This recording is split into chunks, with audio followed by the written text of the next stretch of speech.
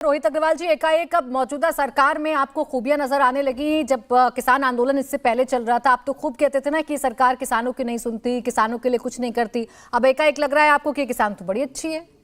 नहीं, देखिए प्राची जी, सरकार ने अपनी इंटेंशन दिखाई है। चौधरी चरण सिंह जी को जिस तरीके से भारत रत्न देके सरकार ने अपनी इंटेंशन दिखाई है, करोड़ों किसानों का सम्मान करके, कि वो चौधरी चरण सिंह जी की विचारधारा को मजबूत करना चाहते हैं, चौधरी चरण सिंह जी की विचारधारा पे चलना चाहती है सरकार। तो अब तकलीफ क्या है? और अच्छा, सूप तो सूप चलनिया भी बोले, ये समाजवादी पार्टी के प्रवक्ता बोलेंगे अब, जिनके कार्यकाल में गन्ने का पेमेंट 1 लाख करोड़ रुपए से ज्यादा बकाया था।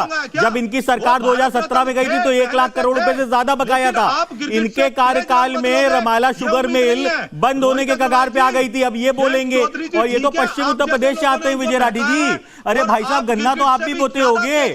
आपकी सरकार में, समाजवादी पार्टी की सरकार में 3-3 साल का पेमेंट पेंडिंग रहता था। आज गन्ना किसान को अगर करंट वित्तीय वर्ष का अगर पेमेंट उसका पेंडिंग नहीं है तो आपको तकलीफ होने लग गई।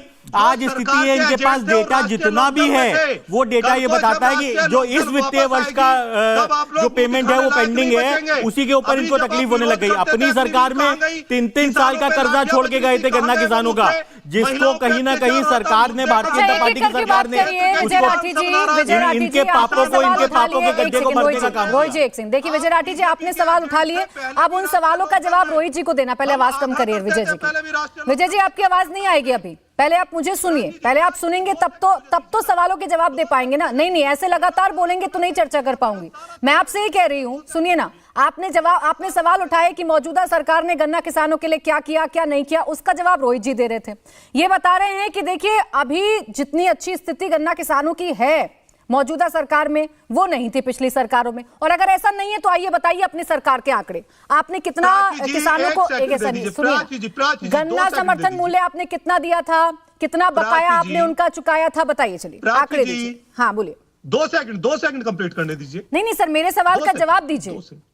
मैं सवाल का जवाब नहीं, आप जो करने आए वो करके तो नहीं जा पाएंगे ना। पहले मेरे सवाल का जवाब। मैं सवाल का जवाब दूंगा। हाँ। देखिए, अगर आप उत्तर प्रदेश को देखें, आप गूगल कीजिए, 2000 से 12-17 के बीच में जो हमारी स्टेट जीडीपी थी वो आज की सरकार की लगभग 3.2 है पर एनम। हमारी 7 पॉइंट से ऊपर थी। ये तो हुआ डेटा। लेकिन मेरा सवाल ये है कि अभी 6 दिन पहले तक जीडीपी पर सवाल पूछा था सरकार के सामने विरोध में, जीडीपी का मतलब पता है? सरकार के विरोध में जीडीपी का मतलब पता है आपको? किसान की विजय राठी जी, जीडीपी का मतलब पता है कि नहीं पता है? इसका मतलब ये रोहित जैसे, अरे भाई साहब, कल एफआरपी सरकार ने 25 रुपए बढ़ाई है, पर आपको दिखाई नहीं पड़ेगी क्योंकि आपको सियासी रोटी सेकनी है। आपको किसी भी तरीके से यहाँ पे सफाई में दोबारा नाच तैयार कराने के लिए आपको सरकार बनानी है कि सफाई में दोबारा नाच कैसे हो।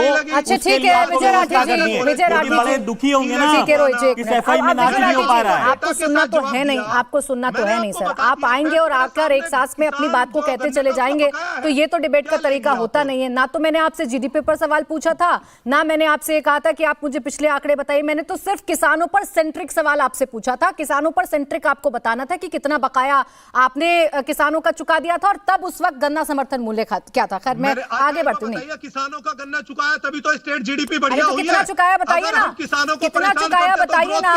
अरे कितना चुकाया बताइए ना। सिर्फ जीडीपी में गन्ना किसान इंक्लूड नहीं होते हैं, सिर्फ गन्ना किसान इंक्लूड नहीं होते हैं जीडीपी में। जीडीपी कैसे निकलती है, पहले फॉर्मूला पता करके आइए, फिर आकर चर्चा करिएगा।